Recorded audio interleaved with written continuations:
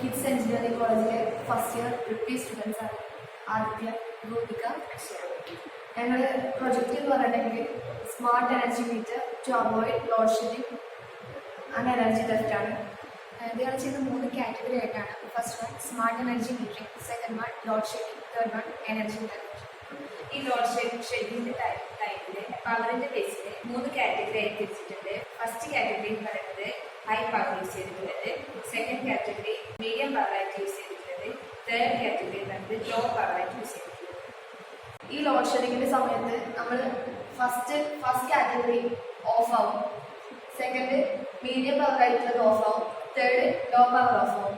പിന്നെ നമ്മളിപ്പോൾ സെറ്റ് ചെയ്ത 10 സെക്കൻഡിന് ശേഷം ഓട്ടോമാറ്റിക് ആയിട്ട് 3ഉം ഓൺ ആവുന്നതാണ്. നമ്മൾ ഇതിന് മെയിനായിട്ട് യൂസ് ചെയ്തിരിക്കുന്ന കമ്പോണൻസ് എന്ന് പറയുന്നത് ഓർഡിനോ ബോർഡ്, ഇതാണ് മെയിൻ കൺട്രോൾ ചെയ്യുന്നത്. പിന്നെ GSM, ഈ GSMൽ നമ്മൾ കമ്മ്യൂണിക്കേഷൻ പർപ്പസിന് വേണ്ടിയിട്ട് യൂസ് ചെയ്യുകയാണ്. ഇത് നമ്മളൊരു സിം ഇൻസേർട്ട് ചെയ്തിട്ടുണ്ട്. അതുകൊണ്ട് നമുക്ക് ഈ GSMൽ നിന്ന് ഒരു ഫോണിലേക്കോ ഫോണിൽ നിന്ന് GSMലേക്കോ അല്ലെങ്കിൽ GSM to GSM കമ്മ്യൂണിക്കേഷൻ നമുക്ക് പറ്റാം. ഇത് ടൈമർ, ഇതിൽ നമ്മൾ തന്നെ ഡേറ്റ് ടൈം സെറ്റ് ചെയ്ത് വെക്കുകയാണ്.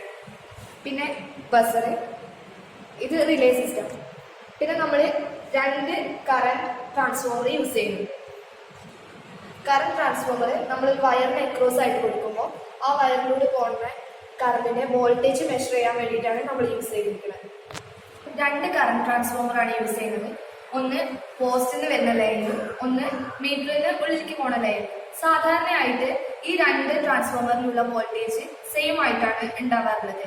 എനർജി തെഫ്റ്റ്, അതായത് കറണ്ട് തെഫ്റ്റ് ആവാനുള്ള സമയത്ത് ഈ മീറ്ററിന് ഉള്ളിലേക്ക് പോണ ലൈനിലുള്ള വോൾട്ടേജിന് നമുക്ക് ഡിഫറൻസ് കാണാൻ പറ്റും. അങ്ങനെയാണെങ്കിൽ GSMന് ഡയറക്റ്റ് നമുക്ക് മെസ്സേജ് അയക്കാൻ പറ്റുന്നതാണ്. നമ്മൾ ലോഡ് ഷെഡിങ്ങിൻ്റെ ഒരു ഡെമോൺസ്ട്രേഷൻ കാണിക്കുകയാണ്. ഇവിടെ നമ്മൾ ടൈം സെറ്റ് ചെയ്യുന്ന 10 സെക്കൻഡാണ്.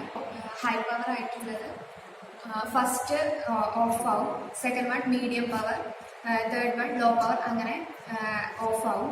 അപ്പോൾ നമുക്ക്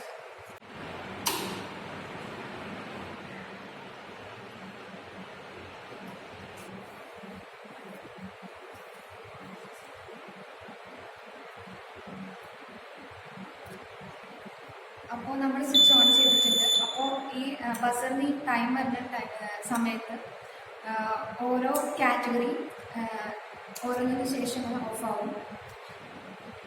പിന്നെ 10 സെക്കൻഡാണ് നമ്മുടെ സെറ്റ് ചെയ്തിരിക്കുന്നത്. 10 സെക്കൻഡിന് ശേഷം ഈ 3 കാറ്റഗറിയിലുള്ള എക്യുപ്മെൻറ്റ്സും ഓട്ടോമാറ്റിക്കായിട്ട് ഓൺ ആവും.